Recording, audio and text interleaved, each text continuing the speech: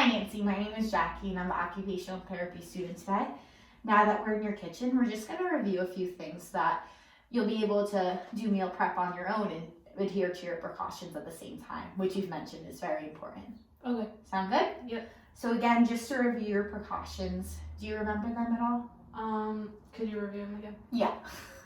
Gotcha. Of course. So it's no bending, no lifting, and no twisting. A good way to remember this is no BLT. Okay. Sound good? You Yeah. always just want to make sure your back is nice and straight. So in order not to bend, a good way to reach down and get stuff, of course, that's really important in the kitchen, is to use your hips and your knees. Okay. You do not want to bend at your, do you remember? Spine. At your spine. You got it. So let's practice. So I'm just going to take a look at your home setup. So where are your pans? Usually in this. Usually in that one? Okay, awesome.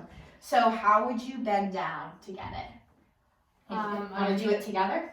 I would either bend at my knees or straight at my hips. Yeah, so that's always a good way. You can always bend at your knees or your hips. Again, not at your back. But I'm actually going to teach you another way that you can bend. This is called a modified golfer's tilt. Okay. And this is a good way to bend, but of course, it's only for if you're picking up light items because that's within your precautions, okay?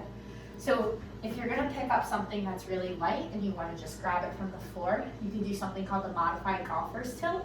So I'm just gonna, in order to show you, I'm just gonna demonstrate it first. Okay. So I'm gonna bend at my hips and my knees, and I'm gonna roll this out. Then I'm going to stand up, and then I'm going to do the modified golfer's tilt to get the item out. Okay? Yep.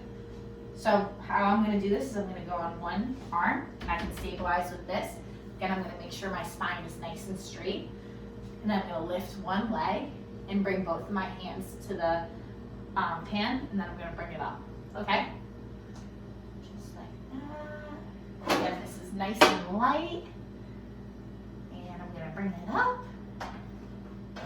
And then I'm going to bend down and close that. Because it's easier to bend at my knees to close that than to do the modified golfer's tilt. Okay.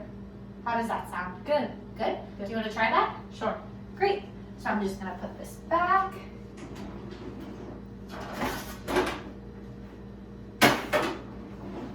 All right. All you.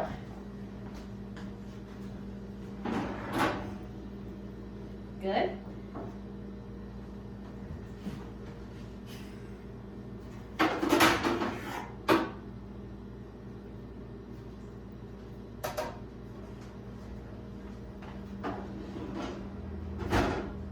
Great.